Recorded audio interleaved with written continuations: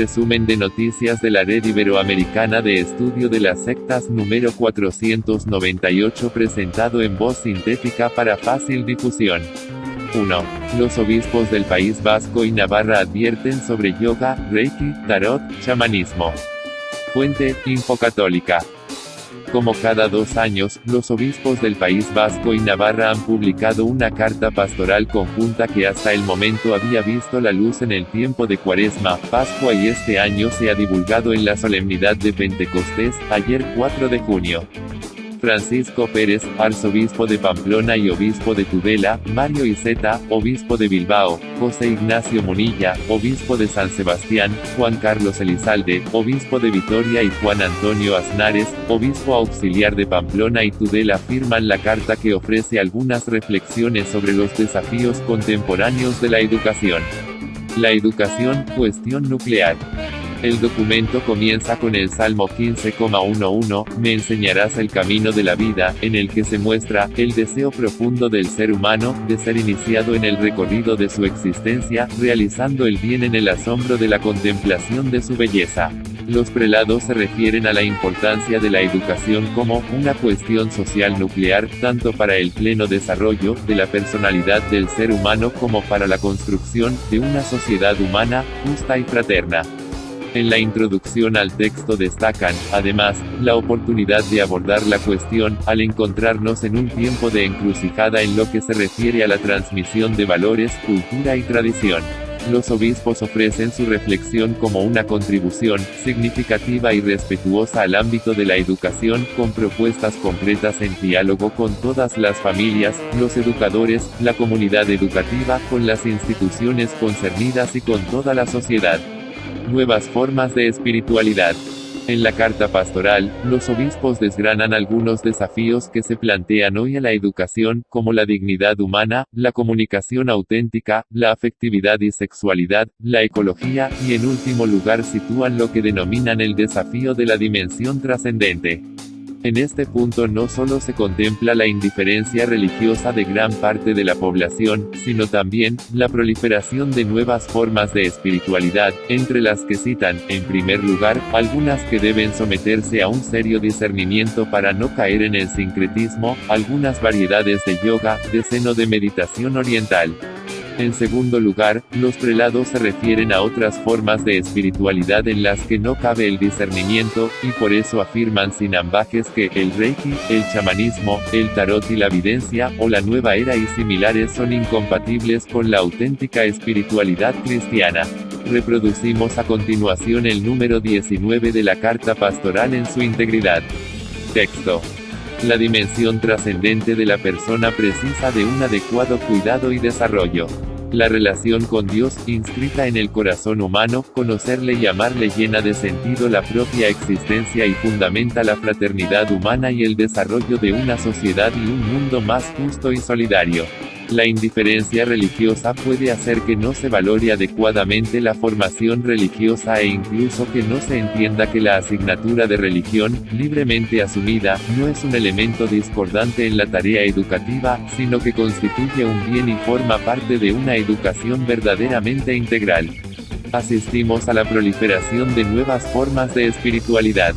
Algunas variedades de yoga, deceno de meditación oriental y otras propuestas análogas de armonización entre meditación cristiana y técnicas orientales, deberán ser continuamente cribadas con un cuidadoso discernimiento de contenidos y de métodos para evitar la caída en un pernicioso sincretismo. Congregación para la Doctrina de la Fe carta a los obispos de la Iglesia Católica sobre algunos aspectos de la meditación cristiana, 1989, n. 12. El reiki, el chamanismo, el tarot y la videncia, o la nueva era y similares son incompatibles con la auténtica espiritualidad cristiana, por lo que es preciso distinguir claramente estas realidades de una genuina experiencia cristiana. En la sociedad plural y secularizada en la que vivimos y desde la concepción cristiana de la persona en la que creemos, entendemos que el misterio del ser humano encuentra su sentido desde el misterio de Dios y se ilumina por el acontecimiento de Jesús de Nazaret. Este misterio y este acontecimiento iluminan la tarea de educar personas responsables, competentes, compasivas y comprometidas. 2. ¿Quiénes son los Amish? Fuente: Aleteia. Frecuentemente se pregunta por los Amish, un grupo cristiano que ha protagonizado varias películas. Hay mucha curiosidad sobre ellos, y por eso Miguel Pastorino, miembro de la Red Iberoamericana de Estudio de las Sectas, RIES, ha escrito un artículo en el portal Aleteia para aclarar las cosas, pues cuando se ha empleado el término secta aplicado a este grupo, se hacía en una acepción sociológica clásica. Reproducimos el artículo de Pastorino a continuación. Los Amish son un grupo etno-religioso protestante que surgió dentro de la llamada Reforma Radical, anabaptistas, menonitas, joteritas, etc. Rompieron con sus raíces menonitas por cuestiones de disciplina y se mantienen en régimen congregacionalista puro, habitando exclusivamente en áreas rurales y viviendo totalmente apartados de la sociedad. Rechazan cualquier progreso que sea parte de su ideal de vida sencilla. Por diversas películas y series de TV se ha hecho de ellos una caricatura de su estilo de vida, pero pocos conocen realmente su vida y su fe. Las raíces: la Reforma Radical. Normalmente cuando pensamos en la Reforma Protestante la identificamos con el movimiento originado por Martín Lutero y continuado por J. Calvino y U. Zwinglio, de donde surgen las dos grandes tradiciones protestantes, la luterana y la reformada calvinista. Pero en el mismo siglo XVI surgieron por toda Europa Central, movimientos de reforma con grandes diferencias respecto de luteranos y reformados. Los anabaptistas insistían en bautizar solo a quienes en forma adulta se arrepienten de su vida pasada y asumen una vida nueva de fe, aceptando la Sagrada Escritura como única regla de vida, en una total separación de la Iglesia y el Estado. Los primeros aparecieron en Suiza, 1523, y en el sur de Alemania. Vivían en comunidad de bienes, rechazando las leyes civiles y eclesiásticas. Su concepción de una iglesia libre le costó la vida a la mayoría de ellos. Algunos tenían un talante milenarista y revolucionario, pero otros fueron más pacíficos y moderados. Casi con los mismos acentos teológicos, espirituales y sociales, aparecen los joteritas en Moravia y los menonitas en Holanda. El movimiento menonita, descendiente directo de los anabaptistas en los Países Bajos, es la tendencia más conservadora dentro de la llamada Reforma Radical. Conrad Grebel, 1498-1526, discípulo de Zwinglio, será el fundador de este movimiento, aunque será el ex sacerdote Menno Simons, 1496-1561, quien da el nombre al movimiento que se introducirá en Danzig y luego en Rusia. Durante el siglo XVII fueron cruelmente perseguidos por autoridades civiles y eclesiásticas de todas las confesiones, 5.000 mártires. Los Amish son una rama más radical y puritana que surge dentro de los menonitas, con quienes rompieron en 1693, liderados por el anabaptista Jacob Amann. Al igual que los menonitas y otros movimientos de la llamada Reforma Radical, huyendo de las persecuciones en Europa, se instalan en las colonias inglesas de América del Norte. Los menonitas se instalan en 1640 cerca de Filadelfia y se expandieron por Pensilvania, Virginia y Ohio. A finales del siglo XIX menonitas rusos llegarán también a Canadá y a Kansas. Los primeros Amish llegan a Pensilvania en 1707, con una oleada que duró hasta 1756. Una segunda oleada de Amish se asentará en Kansas entre 1815 y 1860 y desde Pensilvania llegaron a Ohio, Indiana, Illinois y Michigan. Mientras tanto, en Europa, los pocos Amish que quedaron, se unieron a sus hermanos menonitas. Creencias y prácticas. Las creencias y las prácticas de los Amish son cristianas, una radicalización de la doctrina menonita, la cual no acepta el bautismo de niños, es pacifista y buscan una iglesia libre de ataduras de leyes humanas y del Estado. Sus miembros buscan una vida de oración y santidad, de sencillez y humildad, evitando cualquier contaminación con la sociedad con las tentaciones del mundo. La vida de oración en familia, el culto dominical, el amor a la palabra de Dios, la vida y el trabajo comunitario, junto a la búsqueda de la santidad de vida, son el motor de su piedad cotidiana. Tienen su propio código de conducta, Ornan, y en casos de delitos, prefieren resolverlo internamente con sus propios tribunales. En algunas comunidades, antes de ser bautizados, cuando cumplen 16 años, se les da un permiso, Rumspringa, para salir de la comunidad si lo desean y explorar el mundo, para luego decidir si quieren bautizarse y seguir a Cristo dentro de la comunidad.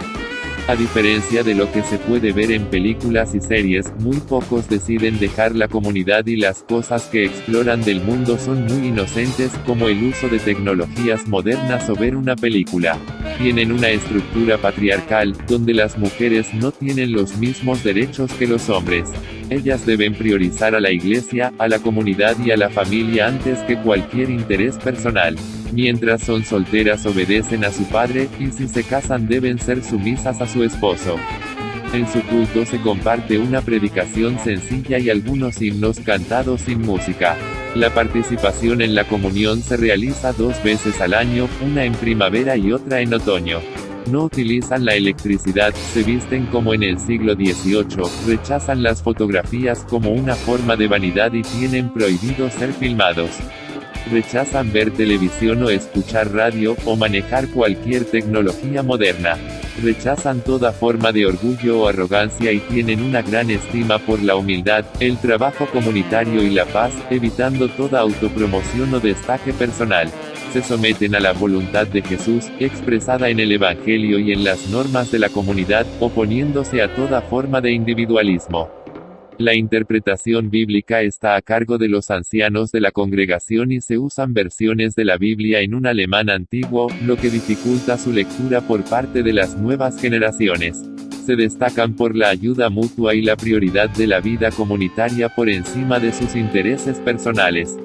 La población más grande de Amish está en Estados Unidos, especialmente en Ohio y en Pensilvania, siendo unos 228,000 y cerca de 1,500 en Canadá. Tienen un alto porcentaje de deserción ya que algunos son excomulgados por la comunidad y se pasan a otras confesiones cristianas. La mayoría de ellos habla el dialecto alemán, Deutsch, que trajeron sus antepasados de Suiza, aunque en muchas comunidades se habla inglés. Según varios autores protestantes, su aspecto anticuado contrasta con la vitalidad y el crecimiento de sus comunidades. Además de su presencia en Estados Unidos, hay comunidades Amish en México, Argentina y Paraguay, donde además del campo, se dedican a la fabricación de muebles y quesos, entre otras tareas artesanales. 3. La verdad sobre los caballeros templarios. Fuente, Aleteia. ¿Hay alguna relación entre la Orden del Temple y las sociedades secretas modernas? Contesta a esta pregunta Miguel Pastorino, miembro de la Red Iberoamericana de Estudio de las Sectas, RIES, en este artículo publicado por Aleteia. Mucho se ha escrito y se dice hoy sobre ellos. Nazis, masones, neognósticos y nuevas sectas esotéricas ostentaron ser herederos de los templarios. La mayor parte de la literatura sobre la Orden del Templo es pura fantasía y leyendas con pretensión histórica. La verdad es que dejaron de existir siglos antes que naciera la masonería y las sociedades secretas europeas, por lo cual no hay ninguna conexión histórica real entre los templarios y el esoterismo moderno, aunque usen sus figuras cargándolas de misterio. La persecución y destrucción de los caballeros templarios se produjo en el siglo XIV por iniciativa del rey Felipe IV de Francia, 1268-1314, quien por intereses económicos y políticos, embistió con todo su poder a la Orden del Temple. Y el Papa Clemente V, 1260-1314, que no estaba en Roma, sino en Avignon, Francia, era objeto de los caprichos del rey Felipe, quien lo controlaba políticamente. La historia. La Orden de los Templarios, llamada también Orden de los Pobres Caballeros de Cristo, o del Templo de Salomón, era católica y no tenía nada que ver con los cátaros como afirman algunos, ni con sectas o herejías de la época. Surgieron en el contexto de las cruzadas para defenderse del Islam y era simplemente una orden monástico-caballeresca católica. Fue fundada en 1119 en Jerusalén por Hugo de Payens, tras la primera cruzada con el ideal de defender Tierra Santa. Se conoce que tenían una muy buena organización administrativa y llegaron a poseer muchos bienes y a ser una de las instituciones más ricas de su tiempo. No están claras las verdaderas razones por las cuales el rey Felipe, llamado el Hermoso, de Francia, arremetió contra ellos con todo su poder. Algunos autores suponen que estaría endeudado con ellos o que deseaba acrecentar el tesoro real con las riquezas de la orden. Todas las opiniones apuntan a un deseo de poder y control por parte del rey francés. El viernes 13 de octubre de 1307 el rey Felipe ordena el arresto de todos los templarios en territorio francés acusados de herejía y comportamientos escandalosos. La detención de la orden provocó la protesta del Papa Clemente V, pero el rey lo convenció con las confesiones obtenidas bajo tortura. El Papa, presionado por el rey, promulgó la Bula Pastoralis Praeminens que decretó la detención de los templarios en todos los territorios cristianos. El rey insistió y obtuvo una instrucción general para condenarlos a la hoguera a los que se retractaran de sus confesiones. Así, fueron ejecutados en 1310 en París. Finalmente, en 1312 el Papa suprimió la orden definitivamente. Existieron templarios después del siglo XIV. Muchos sostienen que la orden habría sobrevivido durante varios siglos, sin embargo no hay rastros históricos de ellos ya en pleno siglo XV, aunque sí se hayan elaborado mitos y leyendas en torno a su figura, sobre todo entre masones y esoteristas. Massimo Introvigne con gran detalle ha investigado y aclarado el tema. Después de la supresión, la orden sobrevivió algunos decenios fuera de Francia, pero a comienzos del siglo XV, como muy tarde, los templarios habían desaparecido por completo. La tesis de que hayan subsistido en secreto la ha calificado Regine Pernaut, 1909-1998, al igual que otros especialistas en historia medieval como, enteramente demencial, y ligada a pretensiones y leyendas, necias sin excepción. La idea de que los templarios, oficialmente suprimidos, habrían proseguido clandestinamente su actividad hasta el siglo XVIII, se difunde sobre todo entre la masonería francesa y alemana. La masonería, nacida en Inglaterra, se presentó a sí misma como heredera, si bien a través de un proceso de reinterpretación filosófica y esotérica, de los gremios medievales de la construcción, que englobaban tanto a los arquitectos como a los simples albañiles. Desde cierto punto de vista, se trataba de un origen demasiado humilde que la aristocracia de la Europa continental aceptaba con dificultad. De aquí que se elaborara la leyenda de los caballeros perseguidos que, para continuar sus actividades, se habrían ocultado en los gremios ingleses y escoceses de constructores libres. Y fue sobre todo en Alemania donde a estos caballeros misteriosos se les identificó con los templarios. Este es el origen de los grados templarios de la masonería. La verdad es que no hay conexión histórica alguna entre los caballeros templarios y el esoterismo moderno. Descubrimientos recientes. Durante mucho tiempo se acusó al Papa Clemente de perseguidor de los templarios, pero en realidad fue sumiso al rey francés. Contra las falsas acusaciones al papado de Clemente V en el juicio a los templarios, que pueden leerse en incontables libros, hubo un reciente hallazgo. El 13 de diciembre de 2001 se encontró en el Archivo Vaticano un documento pontificio donde el Papa Clemente V absuelve de la condena a los templarios un año después de abierto el proceso en Francia contra la orden. Según la investigadora y protagonista del hallazgo, Bárbara Freil, fue un complot y el Papa intentó detenerlo con la absolución, pero no lo consiguió, porque el rey francés respondió con un proceso de brujería contra el anterior pontífice, Bonifacio VIII, y había un riesgo de cisma en la Iglesia de Francia. En aquella época el monarca francés impuso finalmente su autoridad sobre la del Papa. Cierto también es que la suspensión de la orden no fue definitiva, el documento preveía restablecerla luego de su arrepentimiento, pero Clemente V murió y ningún pontífice la modificó. 4. Rusia, detienen a testigos de Jehová después de su ilegalización. Fuente, Russia Today. Después de la ilegalización de los testigos de Jehová en Rusia, comienzan a aparecer las primeras noticias que informan de las consecuencias concretas de esta decisión de la justicia. Se augura largo el camino de la controversia a raíz de una medida que atenta contra la libertad religiosa. El tribunal de la ciudad rusa de Oriol, a 360 kilómetros al suroeste de Moscú, ha arrestado al ciudadano danés Dennis Christensen por el caso relacionado con los testigos de Jehová. Contra Christensen se han presentado cargos por organización de una asociación extremista y ahora se enfrenta a entre 6 y 10 años de cárcel, informa el portal Blasty.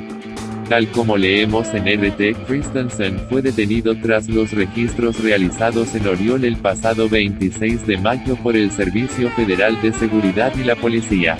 Unos 15 oficiales se personaron en una casa donde se habían reunido los creyentes e informaron de que las autoridades habían abierto un procedimiento penal contra la comunidad religiosa. Las fuerzas del orden registraron las viviendas de los creyentes y se incautaron de libros religiosos, así como de ordenadores portátiles, tabletas y discos duros. Varios hombres, incluyendo a Christensen, fueron detenidos pero la mañana del 27 de mayo fueron puestos todos en libertad excepto el ciudadano danés. En abril el Tribunal Supremo de Rusia suspendió las actividades de las 395 comunidades de testigos de Jehová que existían en todo el país. El órgano judicial determinó que la actividad de la organización religiosa, que cuenta con unos 8 millones de seguidores a nivel mundial, 175.000 de ellos en Rusia, vulnera la legislación rusa en materia de lucha contra las actividades extremistas. La secta presenta un recurso. Los testigos de Jehová tratarán de impugnar la prohibición de sus actividades en Rusia autorizada por el Tribunal Supremo de ese país, según ha declarado el 29 de mayo el representante de esa comunidad religiosa, Yaroslav Cybulski, e informa Interfax. Según RT, Cybulski ha indicado que hemos presentado un recurso de apelación contra la decisión del Tribunal Supremo de Rusia sobre la prohibición de las actividades de la sede de los Testigos de Jehová y su abolición, debido a que esa institución no tomó en consideración los argumentos de la defensa y solo se puso del lado del Ministerio de Justicia ruso. Así, el representante de esta organización ha subrayado que la parte factual de la querella no fue comprobada durante la audiencia, mientras que sus abogados estiman que esta iniciativa no se resolverá hasta finales de verano. Después de la decisión del pasado 20 de abril, Rusia tomó el control de la sede nacional de los Testigos de Jehová y sus 395 centros regionales y confiscó los bienes que la organización poseía en su territorio. Entre 2009 y 2016, las autoridades rusas calificaron como extremistas al menos 95 materiales de la secta. 5. La Comunidad de Madrid prohíbe el Reiki en los hospitales públicos. Fuente: Diario Médico, Comunidad de Madrid. Según informa José A. Plaza en Diario Médico, la Consejería de Sanidad de la Comunidad de Madrid ha emitido una instrucción a los hospitales públicos de la comunidad autónoma para prohibir la publicidad, promoción y presencia del Reiki, pseudoterapia que dice curar enfermedades mediante la imposición de manos. Bajando a los detalles, leemos que la Consejería ha emitido esta instrucción a través de la Dirección General de Coordinación de la Asistencia Sanitaria, por lo que prohíbe la presencia del Reiki en la sanidad pública de la región. Objetivo: defender al paciente. Según ha explicado a Diario Médico César Pascual, director general de Coordinación de Asistencia Sanitaria, la instrucción se remitió hace una semana y pretende responder a una realidad: la presencia de sesiones de Reiki en centros públicos, que se había localizado en cerca de una decena de hospitales públicos de la comunidad. Alguno incluso incluía la publicidad, en colaboración con determinadas asociaciones, en su página web institucional.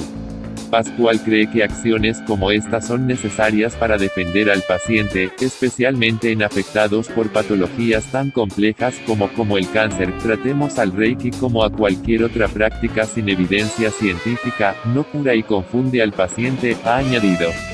El Reiki es una pseudociencia, sin ningún tipo de evidencia médica, basada en una supuesta transmisión, a través de la imposición de manos sobre una determinada zona corporal, de una energía universal, relacionada con el chi, una de las bases de ciertas prácticas de la medicina tradicional asiática, que sería capaz de sanar emocional y físicamente al afectado.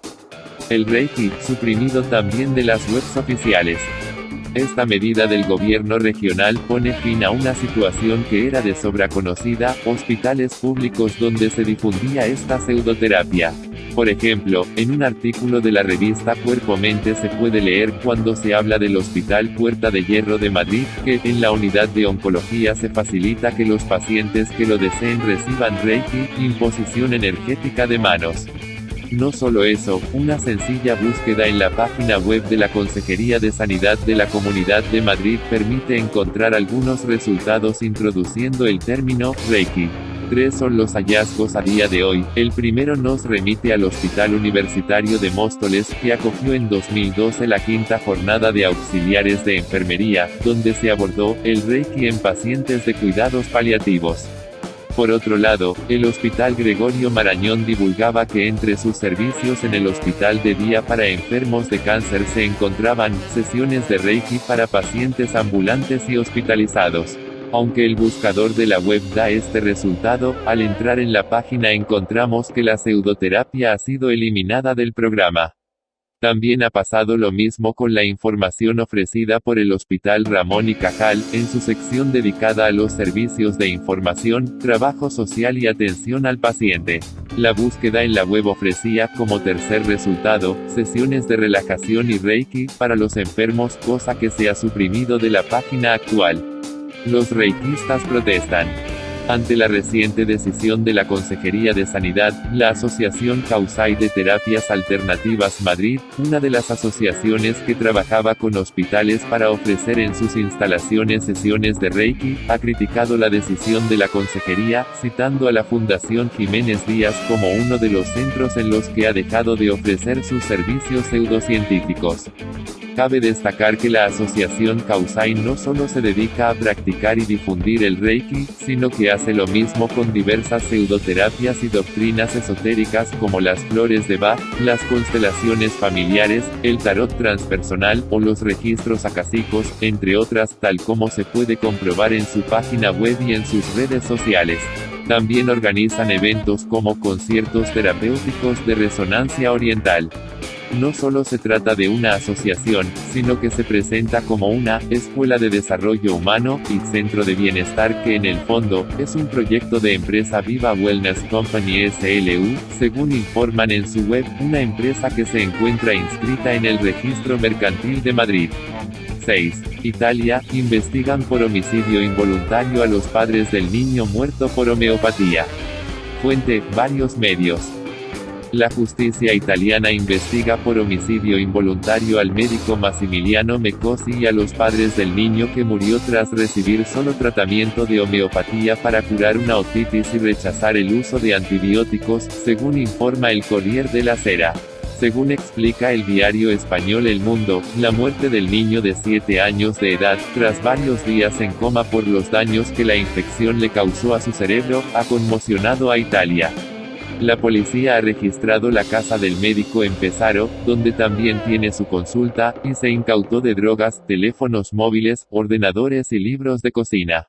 Sus padres, comerciantes cerca de Arcona, en la costa adriática, explicaron que curaban al niño desde sus 3 años de edad únicamente con homeopatía y que las otitis que sufrió en el pasado se curaron de esa manera sin consecuencias. Estaba previsto realizar la autopsia el pasado 29 de mayo al pequeño Francesco, que tras varios días de tratamiento homeopático fue ingresado en el Hospital Infantil de Urbino y de este fue trasladado al de Ancona, donde falleció. La Fiscalía de Urbino lleva a cabo la investigación después de conocerse que sus padres habían dado su consentimiento para que el pequeño no fuera tratado con antibióticos. La decisión de buscar a un homeópata para curar la otitis del niño no fue tomada al azar. Al parecer, desde los 3 años nunca había tomado antibióticos y nunca habían surgido complicaciones, según la información publicada por el diario de Vía Solferino. En esta ocasión fue diferente y los padres visitaron en 2 ocasiones a Meccosi, quien les aseguró que Francesco se recuperaría rápidamente. Los empresarios de la homeopatía reaccionan. El suceso ha reavivado la polémica sobre el uso de la medicina alternativa, tal como leemos en el medio argentino Primera Edición. Christian Boiron, director general de la multinacional francesa, Boiron, líder mundial en la fabricación de medicamentos homeopáticos, aseguró a la prensa italiana que da antibióticos a sus hijos cuando es la mejor cura.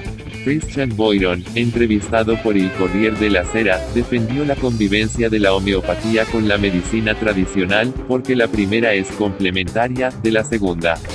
Boiron, por su parte, dice no conocer el caso de Francesco, pero asegura que a sus hijos, cuando ha sido necesario, les ha administrado antibióticos porque como cualquier padre he decidido el mejor tratamiento para ellos. El problema, según este doctor en farmacia, es seleccionar un buen médico, porque su trabajo es hacer un diagnóstico correcto y ofrecer el tratamiento adecuado. Boiron ha negado que un fármaco homeopático cure un tumor, pero ha aclarado que en algunos casos de enfermos con problemas de tolerancia a algunas curas de quimio y radioterapia, la homeopatía puede ayudar a soportarlas. 7. Polémica en España en torno a la homeopatía tras la muerte del niño italiano. Fuente: varios medios. Tras la muerte del niño italiano de 7 años el pasado 27 de mayo por sustituir sus padres su tratamiento necesario con antibióticos por un tratamiento homeopático, VACN 496 de Informes y la noticia superior en este mismo boletín, los medios de comunicación de España han sido el escenario de la aparición de defensores y detractores de esta pseudoterapia. Recogemos a continuación los ejemplos más significativos. La homeopatía no está avalada. Un niño de 7 años falleció en Ancona, Italia, tras complicaciones sufridas por una otitis que había sido tratada con procedimientos homeopáticos. La afección dañó al cerebro y le causó la muerte.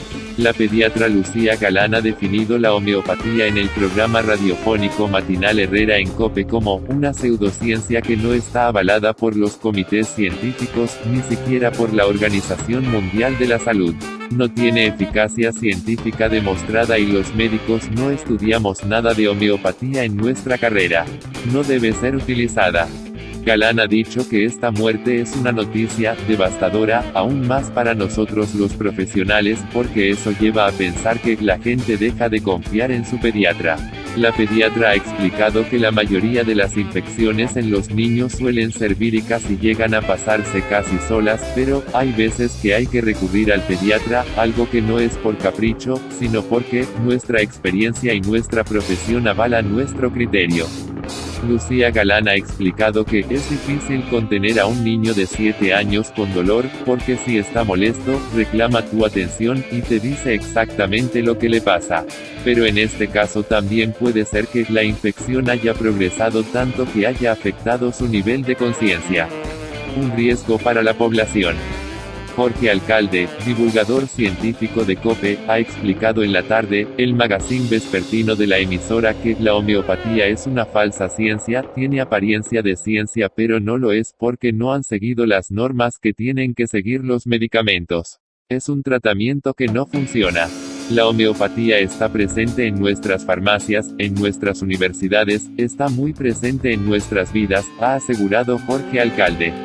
También ha explicado su postura el Dr. Jerónimo Fernández, coordinador del Observatorio de la Organización Médica Colegial contra las Pseudociencias, Pseudoterapias, Intrusismo y Sectas Sanitarias, organización que llevará en los próximos días a la Fiscalía 100 webs de pseudociencias peligrosas, ha reconocido que estamos intentando que lo que no es científico sea desenmascarado e intentamos informar de los peligros a la gente. Esto ya ha existido antes, gente que ha mentido en cuanto a la medicina y las enfermedades. El movimiento pseudocientífico sectario es muy peligroso para la vida de las personas, ha añadido el Dr. Jerónimo Fernández. Según Jerónimo Fernández, los médicos que atienden a personas en nuestro país tienen que estar colegiados, pero algunos utilizan tratamientos que están en un limbo legal. La mayoría de los productos que tenemos de estas características en España, no tienen un prospecto detallado. La propia definición de lo que es un medicamento homeopático es absurda, aquel producto extraído de una cepa animal, vegetal, mineral o biológica, que siguiendo el método homeopático tiene unos efectos de carácter homeopático en las personas, ha criticado el Dr. Jerónimo Fernández. Con este caso como el de Italia hay que reflexionar sobre el consentimiento informado y dónde está el derecho del menor, ha concluido el coordinador del Observatorio de la Organización Médica Colegial contra las Pseudociencias, Pseudoterapias, Intrusismo y Sectas Sanitarias con Ángel Expósito en la tarde. Los ecologistas la rechazan. La homeopatía se va quedando cada vez más sola no solo en apoyo de profesionales sino también en el tablero político, según informa Redacción Médica.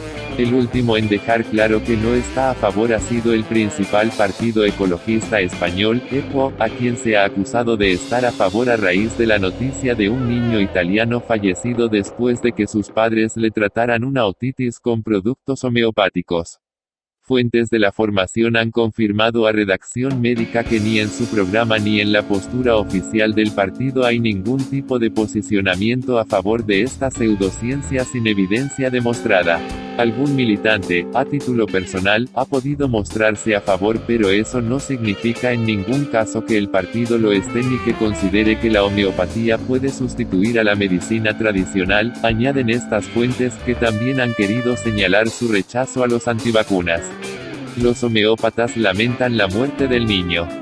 La Asamblea Nacional de Homeopatía, ANH, de España ha emitido un comunicado con motivo de la muerte de un niño de 7 años de otitis, puesto que los padres decidieron tratarlo solo con homeopatía y no suministrarle antibióticos. Esta organización, aunque lamenta el fallecimiento, también apunta que los medicamentos homeopáticos son perfectamente compatibles con los convencionales. Con todo, en un comunicado del que se hace eco Redacción Médica, la ANH reconoce que la homeopatía no sustituye a los tratamientos farmacológicos cuando estos son necesarios. Asimismo, recuerda que la actuación de cualquier médico está sujeta al código deontológico. Por ello, insistimos una vez más en la importancia de la formación en homeopatía por parte de los profesionales sanitarios para asegurar que aquellos que la ejercen toman las mejores decisiones, evitar el intrusismo y garantizar los derechos de los pacientes. Puede costar la vida. Daniel Ventura Herranz, redactor del Huffington Post, ha recogido más declaraciones en torno a este suceso y a la homeopatía en general. Explica cómo Lucía Galán, pediatra y escritora conocida en internet como Lucía, mi pediatra, lo ha visto en su consulta. Los padres se dicen, bueno, si puedo evitar darle químicos pues mejor. Y como creen erróneamente que lo natural casi siempre es inofensivo. El problema es que lo natural casi siempre es inofensivo si el niño no tiene ninguna dolencia. Si tiene alguna enfermedad que debe ser tratada, te puede costar la vida. Ella misma se ha enfrentado a casos así, recuerdo el de un niño que sufría un asma muy grave. Sus padres decidieron suspender el tratamiento que yo había prescrito y probar una alternativa homeopática. El niño empeoró mucho y tuvieron el suficiente sentido común como para dar marcha atrás. Ese caso no era el primero y seguramente no será el último, según la encuesta de la Fundación Española para la Ciencia y la Tecnología FECIT sobre alfabetización científica. La mayoría de españoles confía, mucho, bastante, o algo, en la homeopatía. Los pediatras la desaconsejaron. La Asociación Española de Pediatría publicó en 2013 un informe en el que desaconsejaba los tratamientos homeopáticos y tachaba de inadecuado el uso de cualquier medicamento que no haya demostrado su eficacia y seguridad en ensayos clínicos. Además, advertía contra la prescripción de productos homeopáticos a la población pediátrica sin informar a los padres de la falta de pruebas y de la ausencia de experimentos. Pero la palabra de los pediatras cuenta poco para quien ya está convencido de que debe alejar a sus hijos de la medicina. Internet está lleno de foros para padres en los que se les recomienda ignorar cualquier recomendación del pediatra de sus hijos, buscar un terapeuta, y administrar a los niños solo terapias homeopáticas.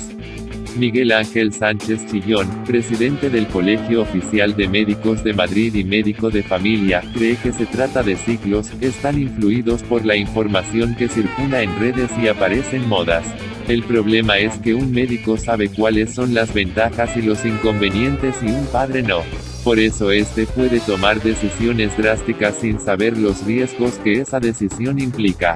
Los niños tienen muchas más infecciones que los adultos, su sistema inmunológico es más pobre y el riesgo de complicaciones es mayor. Están mucho más expuestos, pues, a las consecuencias negativas de una mala decisión irreflexiva y extremista. La resistencia de un negocio. Roy Hall, farmacéutico, no es tan optimista. Por eso, ha impulsado Farmaciencia, un colectivo de profesionales de la salud que persigue concienciar a la sociedad de que la homeopatía es un fraude. Puede que sea una moda, pero es una moda con muchos años de antigüedad y no podemos dejar de intentar que la gente esté informada y haga caso de las recomendaciones de sus médicos. El caso del niño italiano, explica, demuestra que la homeopatía es peligrosa. Pero no es el primero, ni mucho menos. Hall enumera algunos otros casos en los que se sospecha de la homeopatía como causa de muerte o agravamiento de enfermedades en niños y apunta a la cuestión central: el peligro de la homeopatía es que te aleja de la medicina convencional, que es la que realmente cura. Si los productos homeopáticos no curan, no atraviesan controles y además pueden ser peligrosos de una manera tan evidente, porque siguen gozando de predicamento entre la población y cuesta tanto expulsarlos del ámbito científico. El responsable de Farmaciencia lo tiene claro, porque es un negocio millonario. Boiron, el mayor fabricante de productos homeopáticos del mundo, tiene una sección completa de su página web en España dedicada a los niños. Pero ellos son solo una parte de su facturación millonaria, aunque decreciente. En los últimos años, explica Roy Hall, las cifras de negocio de Boiron han ido poco a poco a menos, pero siguen teniendo mucha capacidad de influencia. Una influencia que pasa por la presencia de los productos homeopáticos en las farmacias.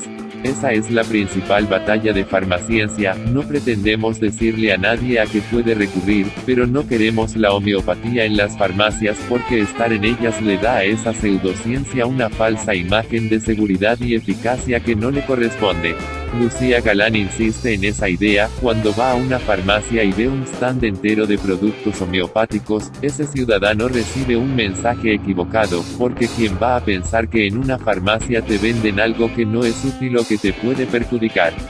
El Colegio de Farmacéuticos, denuncia Roy, mira para otro lado y evita tomar medidas sobre la presencia de las pseudoterapias en los catálogos de las farmacias. Por eso, mira con cierta envidia movimientos como el que el Colegio de Médicos de Madrid ha llevado a cabo hace poco: la eliminación de todas sus secciones de homeopatía y terapias alternativas, al poner una norma general para todas las secciones, obligadas a presentar evidencias. Éramos conscientes de que muchas de estas pseudoterapias iban a quedar fuera cuando intentaran justificar sus prácticas y no encontraran evidencia científica suficiente. Se trata de una acción enérgica, pero solo el principio de una responsabilidad de todos, como reclama Lucía Galán, de los profesionales de la salud, que nos tenemos que mojar en este tema, y de los gobiernos, que no deberían permitir que la homeopatía campe a sus anchas por nuestro país sin control de ningún tipo. Los homeópatas se defienden. Gaceta Médica ha recogido algunas explicaciones de los homeópatas españoles, que aseguran que la pseudoterapia que defienden no excluye tratamientos convencionales. A priori, sin tener toda la información, parece tratarse de un presunto caso de mala praxis, independientemente de con qué medicamentos haya sido tratado el niño, explica Jorge Manresa, médico homeópata y pediatra en un centro de salud de Cartagena. Manresa advierte que, en un caso de estas características y ante un periodo de fiebre tan prolongado, lo lógico hubiera sido suministrar al paciente un antibiótico.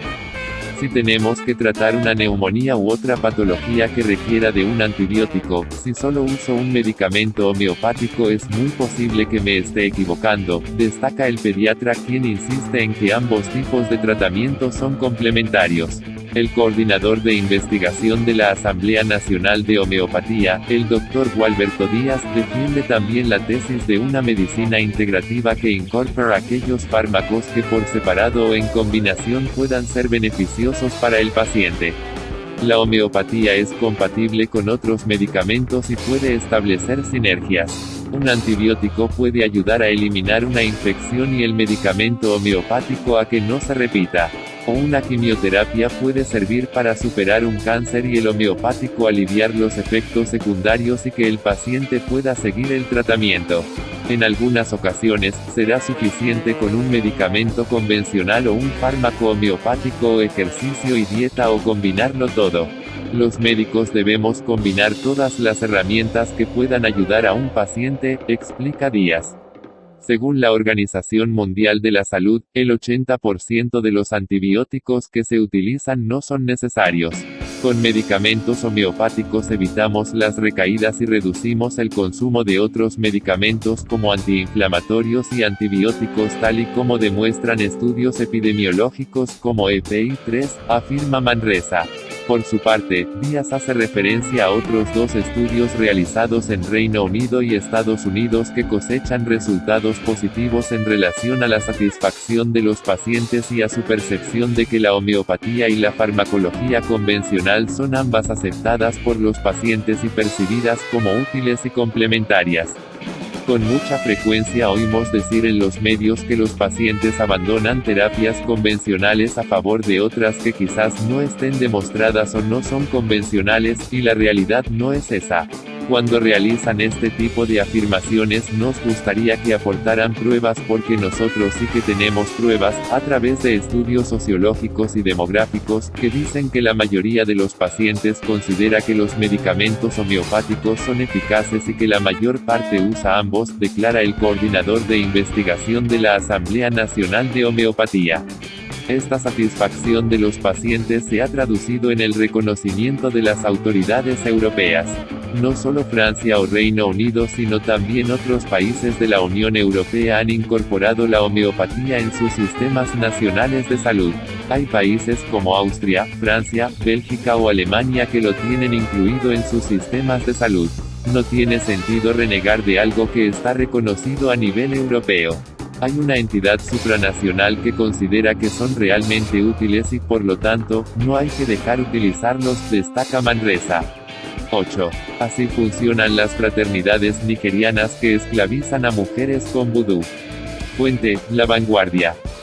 Las llamadas fraternidades nigerianas, una suerte de eufemismo de grupos criminales organizados, hace tiempo que superaron las fronteras de ese país del delta del Níger y han extendido sus tentáculos a países de América, Europa y a otros de África. Estas bandas con centenares de miembros en las diferentes escalas de sus jerarquizadas estructuras son las responsables, entre otros delitos, de la explotación sexual de una parte de las mujeres nigerianas que se dedican a la prostitución callejera en numerosas ciudades occidentales. Según revela Enrique Figueredo en el diario barcelonés La Vanguardia, aunque son todavía bastante desconocidas en el ámbito europeo, las autoridades de la Unión Europea ya tienen en sus núcleos de inteligencia policial diversos informes. Para elaborar sus estudios y trazar las medidas preventivas, la Europol se nutre del resultado de diferentes investigaciones llevadas en los países miembros. La criminalidad organizada nigeriana se agrupa en sociedades de apariencia transparente, muchas de ellas con rimbombantes nombres y que llegan a dotarse de unos uniformes de vivos colores en sus ceremonias, algunas con sangrientos ritos para diferenciarse entre ellas. Una de las más conocidas es la Supreme Eye, pájaro, en lengua yoruba Confraternity, también conocida como SS o como Airlords, los señores del aire. Los Eye en particular sienten adoración por todo lo que tiene que ver con el mundo de los pájaros y del vuelo. España ha sido probablemente el país que en los últimos años ha aportado más información a esos bancos de datos policiales compartidos. Los Mossos de Escuadra han llevado a cabo por ejemplo 3 importantes operaciones desde el 2011 en las que miembros de la SS aparecían encartados.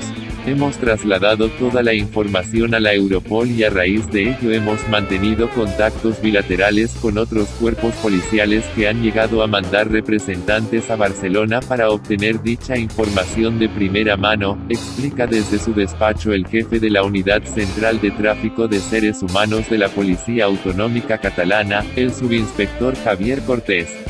Los trabajos de la Policía Autonómica permiten ir de lo local a lo global.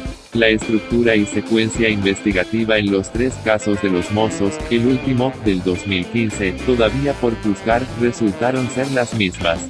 respondían a patrones idénticos. La unidad que dirige el subinspector Cortés inició sus pesquisas siempre en torno a bandas que explotaban mediante la prostitución a mujeres nigerianas bajo el control de compatriotas suyos. Resultaron ser inicialmente grupos que en su origen y devenir criminal nada tenían que ver con las fraternidades, pero que en un momento determinado recibían la visita repentina de unos representantes de los Seille que reclamaban parte de los beneficios. Se trata de pagar o ponerse en grave riesgo. Se liquida cediendo la explotación de algunas de las mujeres.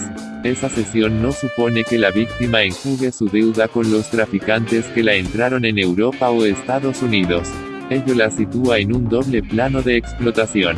La deuda suele ser de unos 50.000 euros que si por algún motivo la víctima consigue pagarla de golpe queda inmediatamente liberada. Los grupos nigerianos son en esta cuestión menos rígidos que otros, sin embargo son los más expeditivos a la hora de reclamar lo que creen que se les debe, afirma Cortés.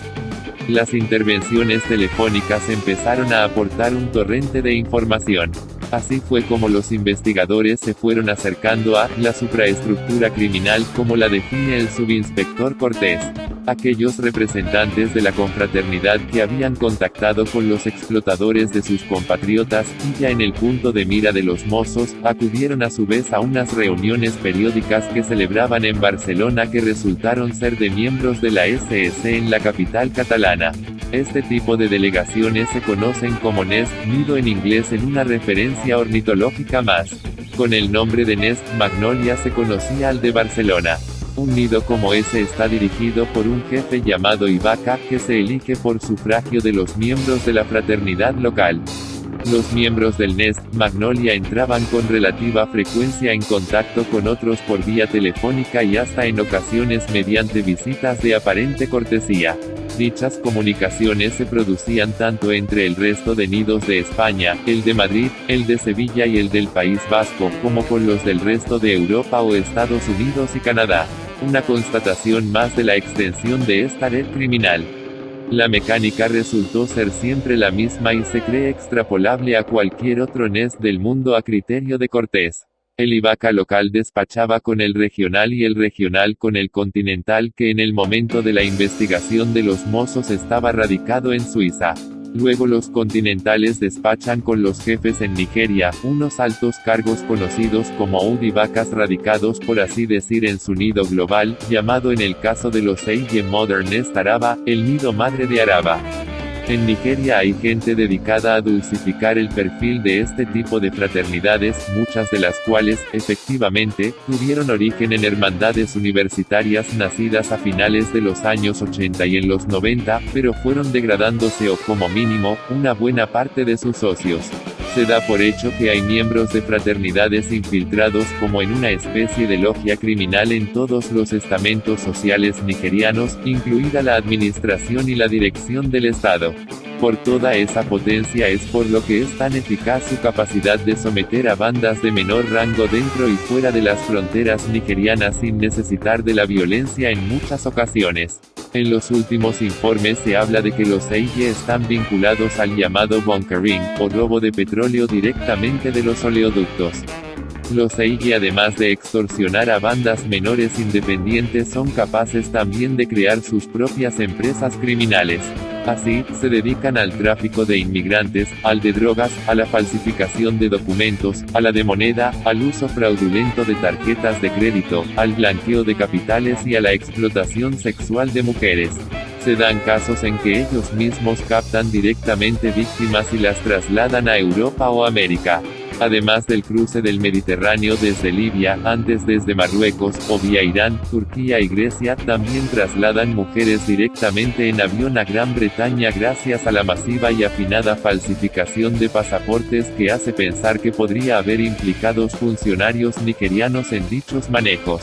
El Reino Unido es uno de los países que con más decisión han consultado los informes internacionales sobre los Seille. Los miembros del Nest Magnolia llamaban continuamente a nidos en las Islas Británicas.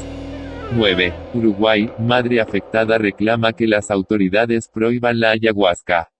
Fuente, El País.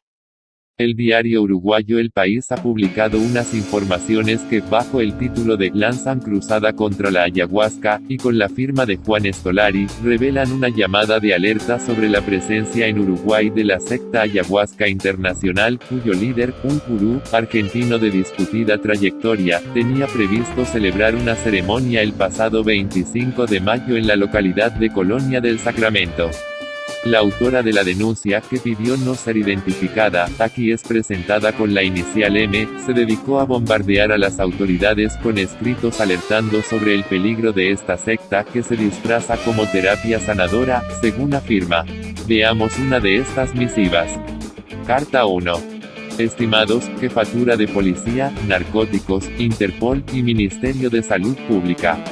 Por medio de la presente, elevo denuncia de investigación personal que hice estos días al enterarme de una conferencia que dará en Uruguay una secta llamada Ayahuasca Internacional. La señora Alicia Pla, con la que tuve el gusto de hablar por teléfono hace unos días, es la encargada de definir las sustancias tóxicas. Dice que la ayahuasca es ilegal en nuestro país por contener DMT, dimetiltriptamina, y que le deben enviar una denuncia para que ella reconozca la ayahuasca como droga ilegal y quede prohibida judicialmente. Por lo tanto, solicito urgente se trate de evitar la conferencia de Ayahuasca Internacional en Uruguay y en todos los países donde está prohibida esta raíz. Esta secta actúa en más de 100 países y su director, Alberto José Varela, cuenta con antecedentes penales en España por esta causa. Este tipo de movimiento es una estafa y no solo eso, enferma a los que los siguen, hasta el punto de correr peligro de muerte. Hablé vía telefónica con el subcomisario Ramos de Narcóticos de Montevideo, hace 5 días. En ese momento el subcomisario me dijo no saber si era competencia de narcóticos, aún sigo esperando respuesta. Según informó al medio uruguayo, yo ya alerté a las autoridades pero no me hacen caso.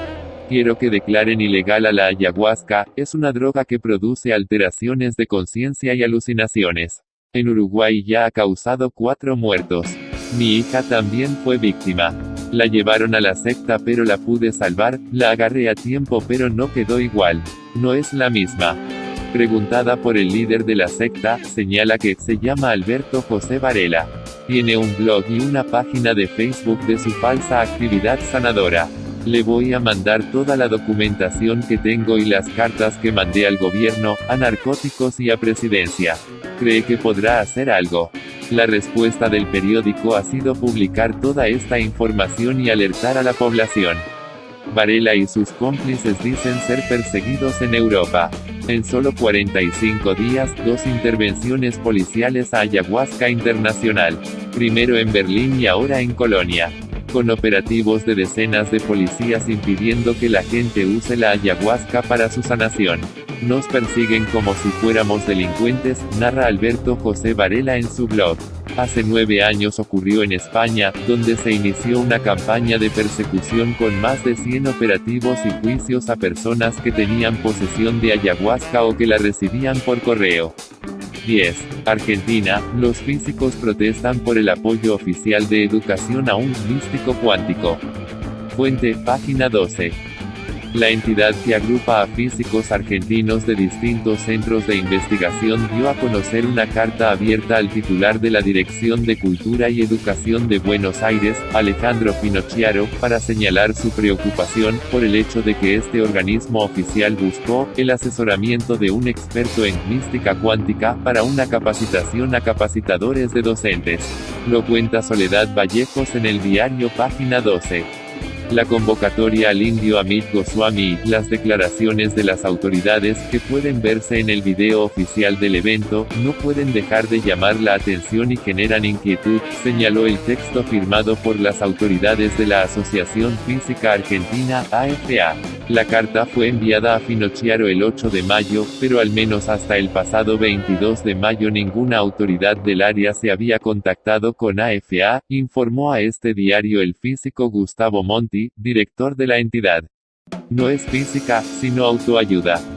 Uno esperaría que al menos nos contesten porque se busca una personalidad que puede ser controvertida, y además del extranjero, si quieren docentes e investigadores. Hay tanta gente capacitada en Argentina para formar docentes en esas áreas, gente que ha estudiado muchísimo, que no se entiende.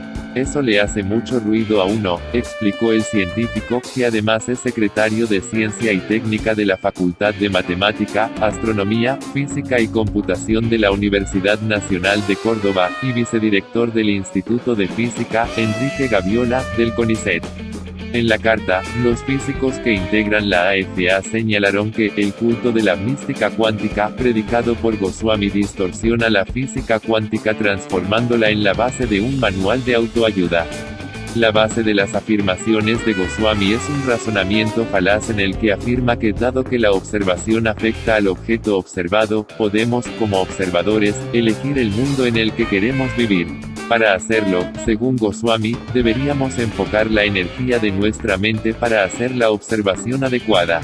De ese modo, nuestra mente podría controlar el mundo material en el que vivimos, señalaron los físicos argentinos, quienes añadieron que, de acuerdo con esa lógica falaz, para transformar el mundo, solo debemos observarlo de la manera adecuada. Un despropósito sin rigor alguno. Los investigadores fueron lapidarios: esto no es más que un conjunto de afirmaciones desprovistas de todo rigor científico y que nada tienen que ver con la física cuántica. Son un auténtico despropósito que no resiste el menor análisis científico. Amit Goswami lideró una capacitación en La Plata el 22 de marzo, el mismo día que cientos de miles de docentes se manifestaban en la Marcha Federal Educativa. La reunión, señaló el área bonaerense en un comunicado oficial, buscaba que los educadores reciban nuevas herramientas creativas e innovadoras para formar docentes. En un video que el área de educación bonaerense subió a su canal oficial de YouTube, el subsecretario de Educación, Sergio Siciliano, definió como un honor la presencia de Goswami, al tiempo que la responsable de la Dirección de Formación Continua, Liliana Ochoa, detalló que, durante el encuentro oficial, el indio ayudó a construir estrategias de transformación y de crecimiento personal para el fortalecimiento de los equipos de trabajo. El intento de engañar. Los científicos advirtieron de que en el momento de escribir la carta abierta no era su intención debatir con comunidades que profesan distintas creencias místicas o religiosas. Esas líneas nunca habrían sido escritas de no ser por el hecho de que este místico cuántico ha asesorado a las autoridades encargadas de mejorar la calidad en nuestras escuelas, observaron. Porque eso sí sucedió, escribieron, su objetivo era desenmascarar a quienes, como Goswami, afirman ser capaces de demostrar científicamente la validez de su credo. Esto no solamente es falso, sino que típicamente encubre la intención de ganar prestigio sobre la base de utilizar un discurso críptico que nadie comprende. Quien escucha la palabra cuántica, probablemente crea que se encuentra frente a alguien que sabe cuando en realidad puede encontrarse frente a un impostor. Pretender convalidar un conjunto de creencias místicas, sobre la base del conocimiento acumulado en una rama de las ciencias naturales, la física cuántica, en este caso, es un recurso deshonesto y engañoso. En conversación con este diario, Monti explicó que el área de física cuántica tiene un desarrollo fuerte en Argentina, y que hay especialistas reconocidos, como Juan Pablo Paz de la UBA. Para validar la invitación a Goswami, recordó Monti, las autoridades bonaerenses señalaron que era candidato al Nobel de la Paz, aunque la lista para eso es larga y no son todos expertos en física cuántica. Una impostura intelectual. Lo raro fue que se buscara una personalidad así y que se hablará de dar motivación a los docentes. No queda claro que sea formación. Por ahí es coherente, pero no es formación, objetó Monti, quien recordó que la entidad que preside, en tanto asociación científica, suele tener vínculo fluido con el Ministerio de Ciencia y Técnica. La carta señaló también que la mística cuántica es sin duda una impostura intelectual. Lamentamos el incidente protagonizado por las autoridades de la provincia de Buenos Aires, que le dieron a este personaje una trascendencia incomprensible. La comunidad física argentina interactúa continuamente con el sistema educativo y cuenta con muchos expertos en física cuántica. Sin dudas, las autoridades encontrarían en el ámbito de nuestras universidades, de los institutos del CONICET o de la Comisión Nacional de Energía Atómica, por ejemplo, un gran número de colegas dispuestos a colaborar con ellos. Pero para eso, sería necesario un ámbito de trabajo serio, que deje de lado creencias pseudocientíficas, que como la mística cuántica trata de creencias irracionales que deberían estar alejadas de nuestras escuelas, indicó la AFA. El currículum del activista cuántico. La carta de los físicos al director general Finocchiaro es contundente al reseñar el currículum del hombre al que las comunicaciones oficiales del área de educación bonaerense, como se podía ver hasta hace unos días en la web oficial, presentaron como reconocido físico hindú. El supuesto experto en mística cuántica es el Dr. Amit Goswami, quien tras una regular carrera como físico nuclear en la Universidad de Oregón, Estados Unidos, se convirtió en predicador de un culto pseudocientífico que pretende develarnos el poder de la mente sobre la materia. En la web argentina dedicada a Goswami, el gurú es presentado con el correr de una enumeración extensa, renombrado físico cuántico a nivel mundial, nominado al Premio Nobel de la Paz, es un revolucionario dentro de una generación de científicos que en los últimos años se aventuró dentro del dominio de lo espiritual con la intención de darle sustento científico al mismo. Escritor prolífero, Sikh profesor y visionario, ha aparecido en películas como ¿Quién diablos somos nosotros?, Dalai Lama Renaissance, así como el documental ganador de premios, El activista cuántico. En cambio, su sitio en inglés apuesta por contundencia de entrada, lo del gurú es directamente, un centro para el activismo cuántico. La RIES es una red de expertos y estudiosos católicos sobre el fenómeno sectario y la nueva religiosidad, presentes en España y Latinoamérica, y abarcando las zonas lusoparlantes. Pretende ofrecer, también con este boletín informativo, un servicio a la Iglesia y a toda la sociedad. La RIES no se responsabiliza de las noticias procedentes de otras fuentes que se citan en el momento debido. La RIES autoriza la reproducción de este material, citando su procedencia.